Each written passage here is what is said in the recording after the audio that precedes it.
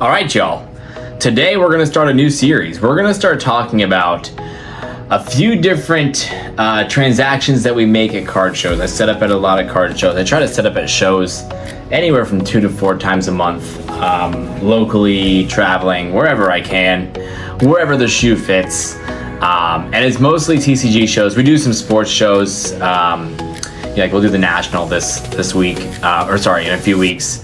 But a lot of TCG based shows. So I want to start doing videos where I talk about deals that we make because obviously I feel I do a pretty good job of making deals, but I definitely make a lot of mistakes too. So I want to come to you guys and talk about mistakes I make in vending, but also talk about some of the good things that we do in vending so you guys can learn how you can grow your collections moving forward. And what I say is not Bible. It's not, it's not perfect what I do, but I have my rhyme and reason for doing things. And so today we're going to start off with a really cool one. One of my favorite pickups in the past couple months, for sure, to my collection. Something that I did not see coming. We were doing a show 4th of July weekend in Ocala, which is, if you're from Florida, Ocala is like the middle of nowhere, like not much going on. So I wasn't expecting a huge showing at this show. Not only because it was like in the middle of nowhere, but also it was 4th of July weekend. It's like just people were probably traveling or doing stuff with their families. But we got tables for a good price and we figured out, let's just, go and put ourselves out there. So we did, and on the second day, towards the end, we had this really awesome item walk up to our table. This guy. A sealed Evolving Skies booster box. Came with the acrylic, by the way. Pretty sweet. Now, these were going for anywhere from like $2,600 to $2,700 when I picked it up. That was like the lowest list. That was kind of what market price was on TCG Player, which is generally what I go off of for this type of a purchase is last couple solds and considering market price and lowest listed. And so I feel like we got a good deal for it. Essentially, we had traded for it. It totaled out to $2,200 in value, which I thought was a pretty good deal, right? Because, some of the things that we traded there was a PSA 10 Iono that we had traded. There was some Ascended sealed that we had traded. I think I ended up having to throw on like $200 in cash to actually get there. I didn't have as much stuff as the guy wanted. He was there with his friends. He let his friends pick out each like $50 worth of cards. So it was like a few singles and sealed. And I think it ended up being 2 slabs. It was the Iono for sure. I remember. I don't remember what the other one was. I don't think it was a huge slab. No more than $300 this slab. Anywho, it was a lot of higher end singles. Some singles that I had actually been holding on to for a while. Please ignore my crazy hair there. I know, hat day for sure. And so I felt really good about that deal. Not only for what I think what Evolving Skies is going to come into, right? Evolving Skies, I think in the grand scheme of things, is still quite low in value compared to some of these other sets, look at a Cosmic Eclipse. A Cosmic Eclipse booster boxes are $4,000 to $5,000. That's still, a pretty modern set in the grand scheme of things, You have some pre-modern sets that don't even have booster boxes that high.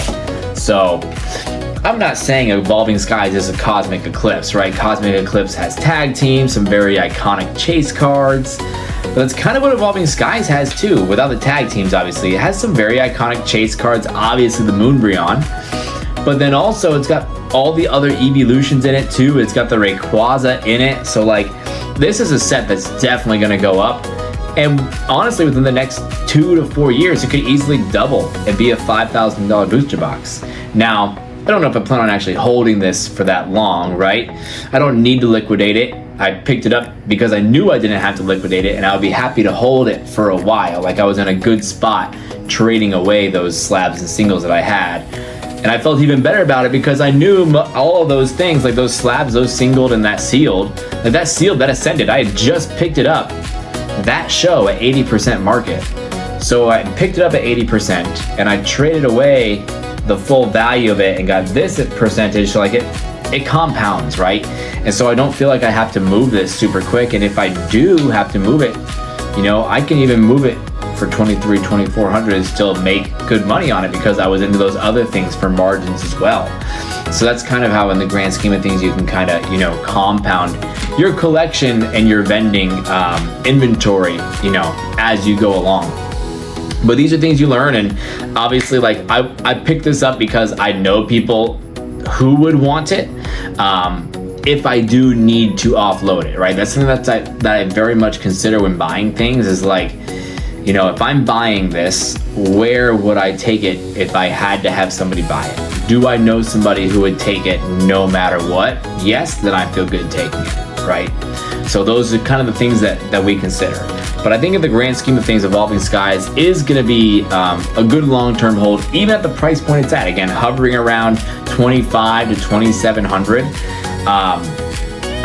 Obviously, like, there's other sets that I think are going to have greater percentage returns, like, you know, Phantasmal Flames I think is floating around $400 or $500. Okay, well, you know, if I can invest in, you know, a full case of Phantasmal for the same price as an Evolving Skies booster box, like, yeah, probably the Phantasmal, you know, booster case gets more of a percentage of return in the long run, but, you know, you can only have so many of each individual thing, right? Like, let's say you bought 10 Phantasmal booster cases, you know, how are you going to offload all 10? Are you going to offload all 10 to the same person when that time comes around, like, versus just one booster box? You know what I was trying to say, right? Like, you got to diversify your portfolio as much as you can, and not everything is going to be 100%, 200% increase when you sell it off to realize your gains in your investments in Pokemon. So just some food for thought. So again,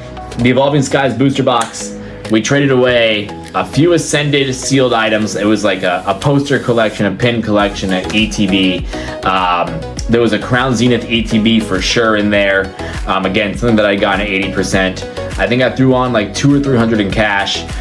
There was the 2 slabs, the Iono, and then one other that I cannot remember for the life of me.